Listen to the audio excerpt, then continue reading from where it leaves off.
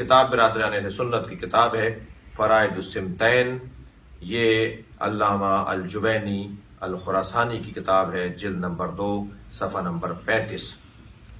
علامہ الجوینی کی کتاب جلد نمبر 2 صفحہ نمبر 35، فرائد السمتین۔ میں چاہوں گا کہ اس روایت کی جو متن آپ دیکھ رہے ہیں اسے میں بھی آپ کو پڑھ کر سناؤں کہ اس کتاب میں سرکار دو جہاں نے مرثیہ پڑھا ہے جناب زہرا کا۔ آپ صاحب اولاد ہیں، آپ کو شیخین عزیز ہیں، نبی عزیز نہیں ہیں۔ آپ نے ایک ایسی علمی بحث چھیڑ دی ہے کہ جس کا آپ کو شاید قیامت میں بھی جواب دینا پڑے گا۔ سرکار دو جہاں کیا فرما رہے ہیں ذرا سن لیجئے۔ لما رأیتها ذکرت ما یصنع بعدی، جب میں فاطمہ زہرا کو دیکھتا ہوں تو میں سوچتا ہوں میرے بعد اس کے ساتھ کیا ہوگا۔ کانی بہا، گویا میں اس کے ساتھ ہوں۔ وقد دخل الذل بیتها وانتهكت حرمتها وغصب حقها ومنعت ارثها وكسر جنبيها، اس کی پسلیاں توڑی جائیں گی، اس کو ارث سے محروم کیا جائے گا، اس کو حق سے محروم کیا جائے گا، اس کا حق غصب کیا جائے گا۔ واسقطت جنینها، اور اس کا بچہ ساقط کیا جائے گا۔ اہل سنت کی کتاب ہے، یہ آپ کی کتاب ہے۔ جناب زہرا کے بچے کو نبی فرما رہے مارا جائے گا، اس کا بچہ ساقط کیا جائے گا۔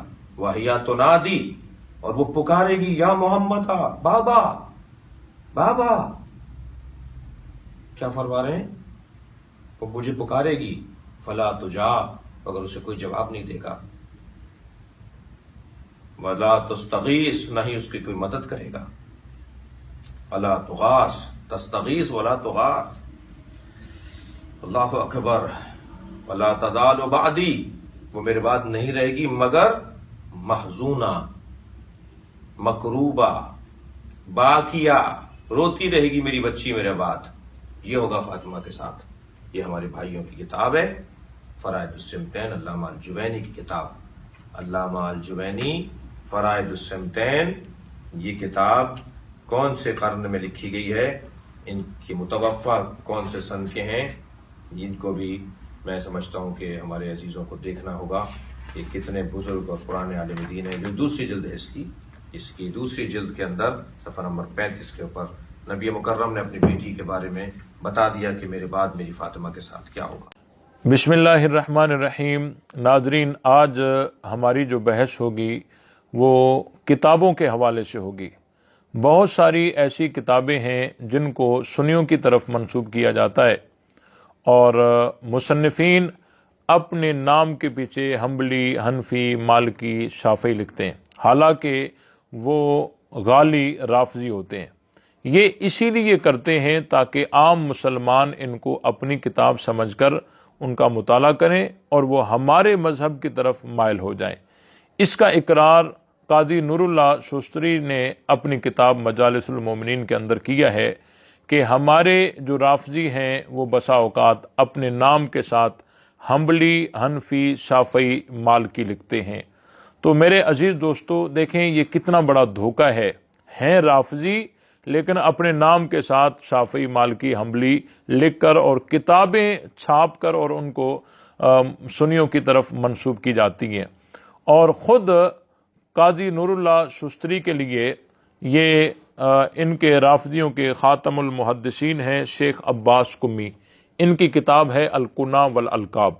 اس کتاب کے اندر بہت ساری باتیں شیخ عباس قمی نے قاضی نور اللہ شستری کے لیے لکھی ہیں کہ اکبر بادشاہ کے دور میں وہ سنیوں کا ایک بہت بڑا عالم کہلواتا تھا، حنفی، شافعی، مالکی، حنبلی کا ایک بہت بڑا عالم کہلواتا تھا، اور جب ان کے پاس کوئی استفتاء لے آتا تو فتویٰ وہ رافضی مذہب کے مطابق دیتا تھا۔ جب اس دور کے سنی علماء کو تشویش ہوئی، انہوں نے اعتراضات کیے، تو پھر اس نے حنفی مذہب کے مطابق فتویٰ دینا شروع کر دیا۔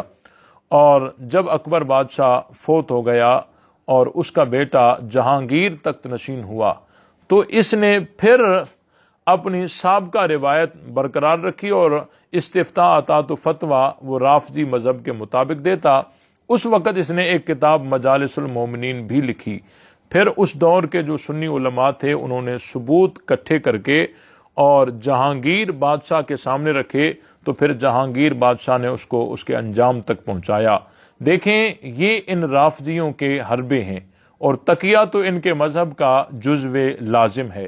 یوں کہہ کر کے انہوں نے سنیوں کو کتنے بڑے دھوکے دیے ہیں، یہ تاریخ ساری بھری پڑی ہے۔ آج جو زیر بحث کتاب ہے وہ فرائد السمتین ہے۔ یہ بھی ان کتابوں میں سے ہے کہ جن کو سنیوں کی طرف منسوب کیا جاتا ہے، اور حالانکہ اس کتاب کا جو مصنف ہے وہ غالی رافضی ہے۔ اس کا نام ہے جو ہے اس کتاب فرائد السمتین کا جو مصنف ہے اس کا نام ہے ابراہیم بن محمد اور الجوینی الخراسانی۔ ٹھیک ہے بھائی، یہ کتاب 2 جلدوں میں ہے، اور اس کی کتاب کا جو مصنف ہے ابراہیم بن محمد الجوینی الخراسانی ہے۔ اس کتاب کے بارے میں کہا جاتا ہے کہ یہ سنیوں کی کتاب ہے، حالانکہ یہ بہت ہی غلط بیانی ہے۔ سب سے پہلی بات یہ کہ اگر یہ سنیوں کی کتاب ہوتی تو تمام جو سنی مصنفین ہیں انہوں نے اپنی کتابوں میں کہیں نہ کہیں کسی نہ کسی صدی میں اس کتاب کا حوالہ دیتے دلیل کے طور پر، لیکن تمام سنی مصنفین میں سے کسی ایک نے بھی اس کتاب کا حوالہ اپنی کتاب کے اندر نہیں دیا۔ ایک بات یہ، اور نمبر 2 یہ کہ یہ کتاب اپنی عبارات کے آئینے میں بھی یہ کتاب اعلان کرتی ہے کہ میں سنیوں کی نہیں ہوں۔ اس میں بہت ساری عبارتیں ہیں، ان میں سے میں آپ کو 4 عبارتوں کی طرف توجہ دلاتا ہوں۔ پہلی بات نمبر 1 یہ، لا ایمان لمن لا تقیۃ لہ، کہ جو تقیہ نہ کرے اس کا ایمان ہی نہیں ہے، وہ بے ایمان ہے۔ یہ کتاب، اس کتاب کے اندر یہ عبارت موجود ہے، تو یہ عبارت کہتی ہے کہ یہ کتاب سنیوں کی نہیں ہے۔ نمبر 2 یہ کہ نبوت کے بعد امامت اور ولایت کا ذکر کرتی ہے، تو یہ کتاب اس عبارت کے روشنی میں یہ اعلان کرتی ہے کہ یہ سنیوں کی نہیں ہے۔ نمبر 3 یہ ائمہ کو معصوم کہتی ہے۔ نمبر 4 یہ ائمہ کو منصوص من اللہ کہتی ہے۔ تو یہ 4 مرتبہ اعلان کر کے کہتی ہے کہ میں سنیوں کی نہیں ہوں، کیونکہ یہ عقیدے کہ تقیہ نہ کرنے والا بے ایمان ہو، اور نبوت کے بعد امامت اور ولایت، اور اس کے بعد ائمہ کو معصوم کہنا اور ائمہ کو منصوص من اللہ کہنا، یہ ایسے عقائد ہیں کہ سنیوں کا ان عقائد کے ساتھ دور کا بھی واسطہ نہیں ہے۔ اور دوسری بات یہ ہے کہ یہ میرے ہاتھ میں ہے الذریعہ الی تصانیف الشیعہ، یہ کتاب رافضیوں کی یعنی اسماء الرجال کی معتبر ترین کتاب ہے۔ اس کتاب کے مصنف ہیں آقا بزرگ تہرانی۔ اس کتاب کی 30 جلدوں کے قریب جلدیں ہیں، اور اس کی 16ویں جلد میں اس کتاب نے یعنی اس فرائد السمتین کے مصنف کو رافضیوں کی فہرست میں شمار کیا ہے۔ اور دوسری بات یہ ہے کہ اس کتاب کے اندر فرائد السمتین کے مصنف کے لیے اس نے دعائیں کی ہیں، اور دعائیں جو کی ہیں وہ آپ ذرا سنیے۔ غفر اللہ عنہ لمحبت الائمۃ الطاہرین واحیاہ علی متابعتہم وولایتہم وامامتہ علیہا وحشرہ معہم وجعلہ تحت لوائہم سادۃ الاولین والآخرین۔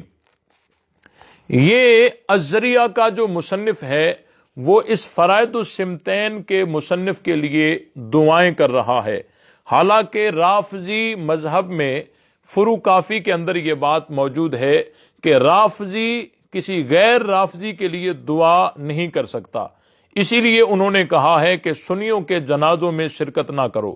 اگر شرکت کرنی پڑ جاتی ہے تو جنازے میں شریک ہو کر دعا نہیں بلکہ بد دعا کرو۔ تو دیکھیں یہ ان کے لیے دعا کر رہا ہے، تو یہ بتا رہا ہے کہ یہ جو ہے یہ فرائد السمتین کا جو مصنف ہے یہ سنی نہیں بلکہ ان کا اپنا ہے۔ اور دوسری بات یہ ہے کہ یہ میرے ہاتھ میں کتاب ہے، رافضیوں کے خاتم المحدثین ہے شیخ عباس قمی، اس کتاب کی جلد نمبر 2 ہے۔